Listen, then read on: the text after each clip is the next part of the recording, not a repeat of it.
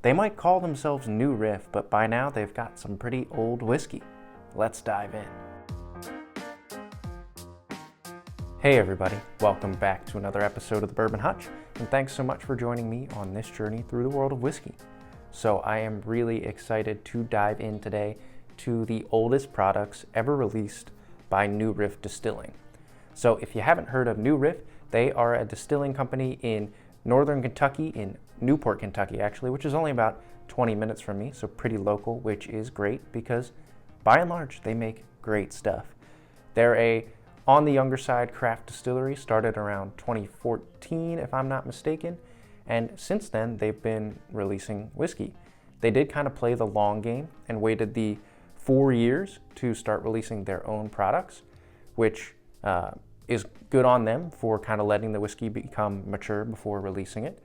They've released after that some 5-year-old ryes. I know they have a 6-year-old malted rye whiskey that I really enjoy, but now they've really kicked it up a notch, and we've got 2 8-year-old age-stated whiskeys, which is awesome. In fact, in early 2023, when I was starting to map out my most anticipated releases for the year, an 8-year-old product from New Riff was on the list. I was hoping they might do something now that they had reached that threshold, and it turns out they gave us 2, which is awesome. So what are we looking at here? First, we've got a Bohemian Wheat Kentucky Straight Bourbon. So a wheated bourbon with a special sort of Bohemian wheat in the mash bill. It's 8 years old, right here, it says the age statement. And then it is barreled at barrel strength without chill filtration, which is great. It's 117.9 proof. On the back here, it explains a little bit about what they call their high note series, which is sort of their special releases. It says, "Welcome to the New Riff High Note series, a home for our limited production runs, one-off whiskey creations, unique barrels, and all sorts of delights we find in the warehouse. High Note releases allow us to share our riffs with the world in a nimble manner, connecting our passion for whiskey making directly to New Riff fans. Cheers." So for me, I was able to get these because I'm signed up for the New Riff Whiskey Club, which is just online on their website. It allows you to purchase bottles when they come out and then go get them at the distillery. When it came to these 2, which are, again, 8-year age statement, a lot of hype around them, they sold out in around 3 minutes, I think is what I heard. So I was just super lucky to have both of them kind of go through my cart and actually have the transaction go through. But here we've got the Bohemian Wheat, and then now over here, we've got an 8-year-old Kentucky Straight 100% malted rye whiskey. So again, barreled at barrel proof without chill filtration. This one is 118.2 proof. I'm super excited for this one because, again, I do have the 6-year-old malted rye, which I think is only at 100 proof and is very tasty stuff. So 8 years old, barrel strength, sign me up. I think that's gonna be amazing. All right, hopefully that's a good introduction to these bottles. Price-wise, both of these sit right at $70, I think is what I paid for each of them. And again, very highly limited, so maybe they'll release them a little bit more widely in the coming year or so or in the future, but right now, very difficult to find. Let's start. Let's dive into the whiskey. Let's see how good it is. That's what we're really here to dig into. So let's start with the wheat whiskey. Should be the softer profile for us to start with, and I'm just really excited to taste it. All right, so on the nose for the wheat whiskey. Whew, that's nice. It is kind of bready. Definitely a wheat presence comes through because it's very sweet. A lot of vanilla, a lot of good vanilla. And then there is this like bready, almost nutmeg spice or something going on there. Honey as well. Some caramel and butterscotch, more of a light butterscotch note that I'm getting. And then layered in there is some dark fruit. Dark black cherry kind of note. Maybe like a blackberry even. Sometimes on New Riff, I get a slightly more acidic berry, a little bit of a tang, and I'm getting just a touch of that. But most prominent is that like caramel, vanilla, butterscotch, really prominent vanilla, some wheat, but dark fruits, honey. It's just a good wheat profile nose. All right, let's dive in on the palate. Cheers.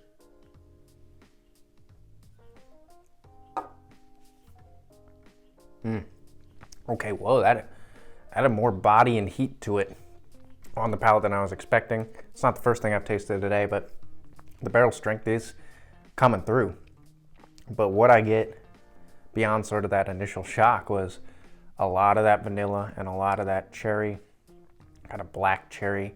Here in the greater Cincinnati area, there's a ice cream parlor called Grater's, and they have this really nice like black cherry chip ice cream. This kind of reminds me of that.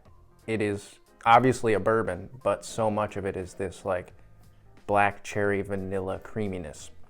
Really solid. And then there is spice. There is like a cinnamon, I don't know if it's like a cinnamon red hot, but it tends toward that with some good heat and even some barrel characteristics there. On the front of the bottle, it does have some tasting notes. And this says honeyed dark fruits with a peppered, toasty, bready finish. So I definitely get the dark fruits. The honey, I'm getting less on the palate than I got on the nose, but it is there. I'm getting more of the vanilla forward nature of it, but it definitely has that pepperiness that they're talking about on the finish, which is quite good. All right, I'm gonna go back in just for a second sip on this one to fully experience it, get some more layers on the palate, and then we'll transition over to this 100% malted rye that's 8 years old. But still, this Bohemian Wheat, let's dive in. Second sip, cheers.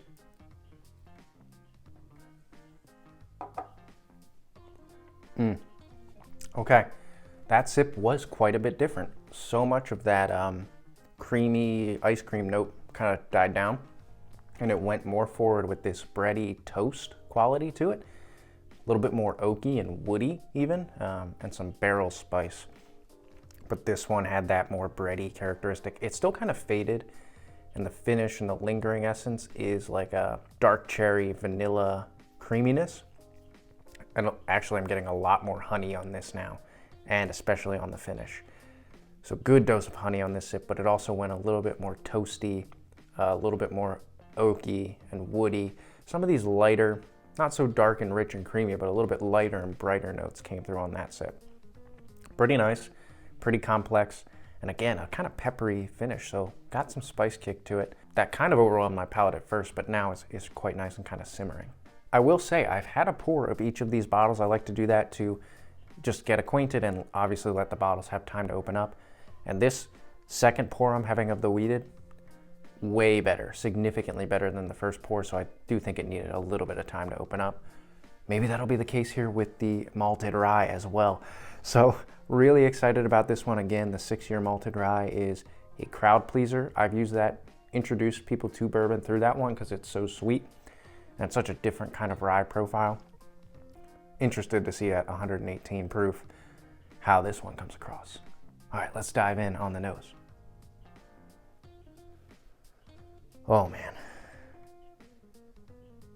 Vanilla for days, like very vanilla and very malt sweetness.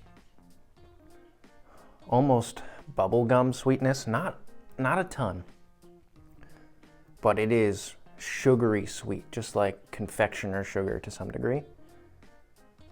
There's a darkness to it too though, like the vanilla is dark.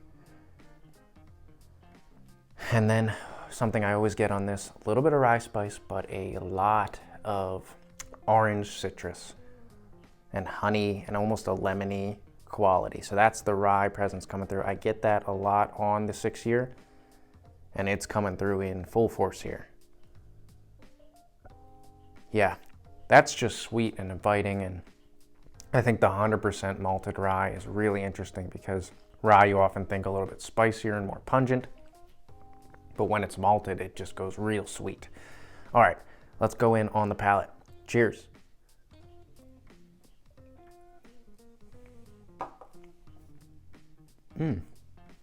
Wow, okay, so a lot to track there. First, just in comparison to the wheat, the spice and the heat kind of bloomed up in the middle of the sip, and then it gave me like a warmer Kentucky hug experience. Whereas the wheat was like peppery in the mouth, kind of stayed in the mouth, and it kind of went smoother down. This has like heat that kind of warms your chest. In terms of the flavor experiences that I got, again, it started off with a rye heavy presence, a little bit herbal, some of that citrus, a little bit of a rye spice kick, almost not hay-like, but just something grassy and herbal. And then as the heat kind of rose up, it then tamed down and came kind of back down to this really sweet honey, orange citrus, almost like you just had an old-fashioned with the orange kind of punch to it. And that just lingers for a while with a little bit of spice. It's kind of like the 6-year on steroids, and I do think the rye, especially because it's barrel proof, the rye kind of punches through a little bit more and gives it more strength. It's definitely a more robust experience than the 6-year. All right, let's go in for a second sip, see if we can pick out some more flavors. Cheers. Yeah, it smells good.